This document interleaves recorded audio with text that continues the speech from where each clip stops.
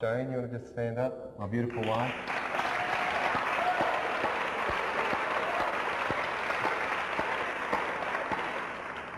She's heard this story a few times. Not as many as me, but pretty close. And so you just got to really pray for patience and long suffering for her. I'm going to ask her if she can just help me. We're going to just show you a few overhead slides, well, not overhead, but yeah, just some photographs of Mauritius. And I've been travelling for 2 years on a kind of, I'll sit down so you can see. Oh, maybe you needed me to speak into this. I've been travelling for 2 years through Southeast Asia and through Africa. And I had arrived on the small island en route back to New Zealand for my brother's wedding. This particular bay is called Tamarin Bay. It's a small fishing village on the coastline of Mauritius, just south of Port Louis. The most attractive thing about this island for me was surfing. Any surfers? 1, 2, ooh, yes! Yeah, 2. I knew there's some surfers here in England somewhere. You're the first 2. They've been hiding. There's just a little, that's one of the most attractive parts of it, was that it was a good tube. It's a left-hand barrel. Breaking on coral reef. Had 3 tube sections in the waves, just letting the surface know. And the local Creoles were very, very good fishermen, incredibly good surfers. And they're as black as you can get them, and I was as white as you can get them, but somehow we seemed to get on quite well. So the fishing boats we used to take out. Now the problem with surfing is that it sometimes is flat. That means there's no waves.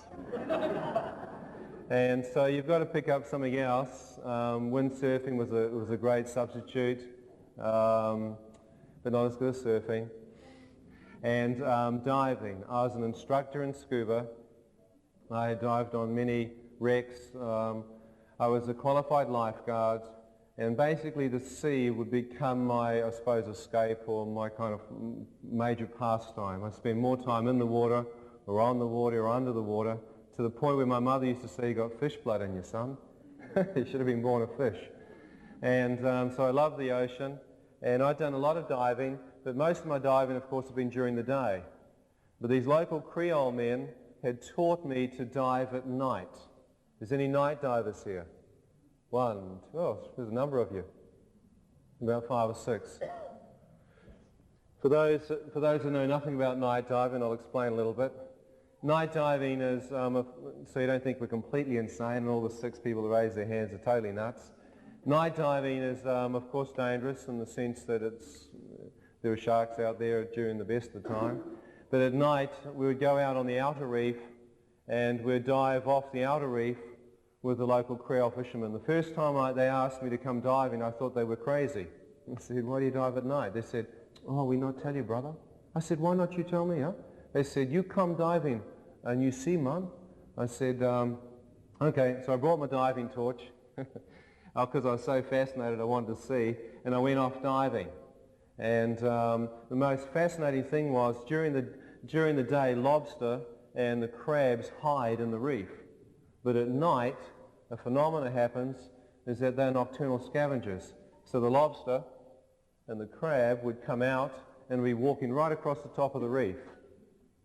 And so your torchlight would operate just like a spotlight, and as soon as the torchlight would shine upon their eyes, the lobster would freeze, wouldn't move.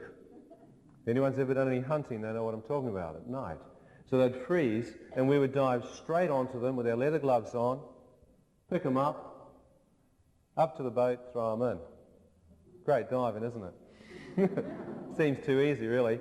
But there's still a little bit of skill required in getting them, but not much.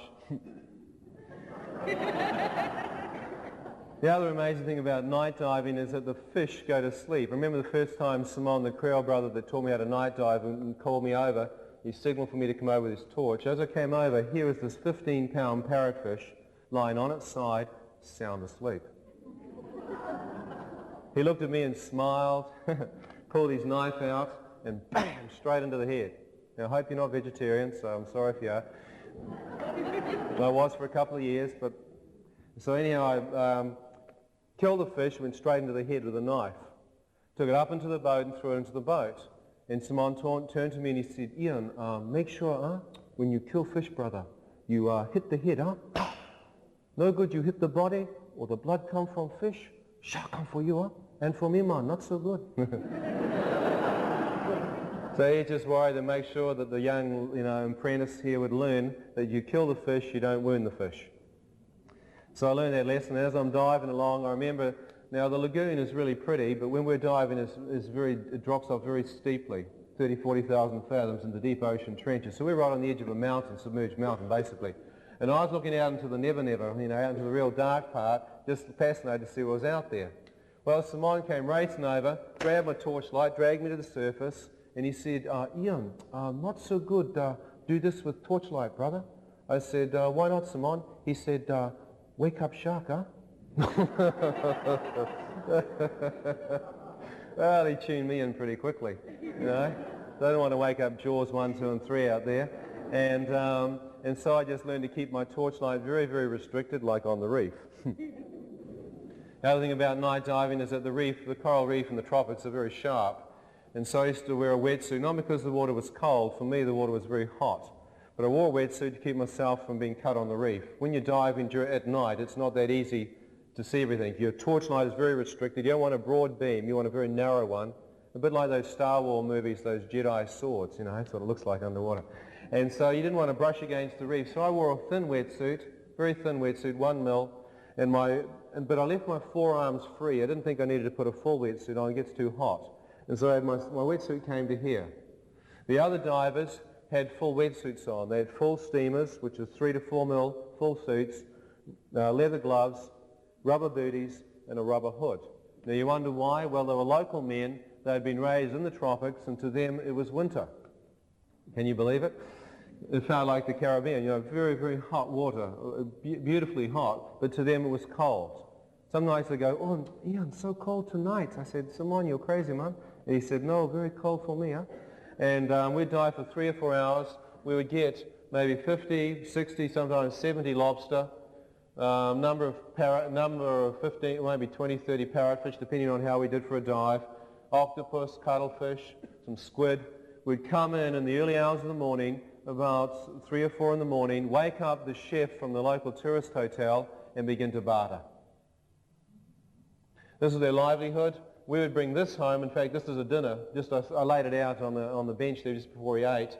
About 3 in the morning one night, this is what we'd bring home and eat. It's nothing like eating fresh seafood. Love this stuff, and including octopus. And so we were living like kings, and we were basically living in the tropics for $1 a day in a 3-bedroom bungalow on the beach, $1 US, and we were eating seafood like this. The tourists are paying $100 US a night down the road at a place called Lamont, and we're having to pay on top of that for their menu. Now, I was a traveller. I'd learned how to travel very cheaply, and I'd been doing it for 2 years. I had 4 days to go before I was to leave the island, and Simon came to me. He said, Ian, you come diving tonight, man. I said, oh, maybe, Simon. We look out. I looked out into the sea, and I saw an electrical storm on the horizon. I said, Simon, not so good tonight, He said, no, this won't miss us, brother. Come. We go a very special place near Black River, Rivière Noire. Please come with me tonight. You see the best diving in Mauritius. Like a good fisherman, threw the bait out. I caught it, and we went diving. As we dived in this particular night, the 2 divers went in before me, and as I dived in, my torchlight picked up in the water this unusual-looking jellyfish. Now, it may not seem strange to you, but for me it was a little bit different in that it was box-shaped. Torpedo-shaped or bell-shaped at the top, but then underneath it it was a box shape. It's not so clear in this photo, but it's the best I could find in an encyclopedia. Unbeknown to me, this is what is called a box jellyfish. Another name for it is sea wasp. The toxin of this particular jellyfish is lethal to man. It has killed in Australia, in Darwin alone, over 70 Australians.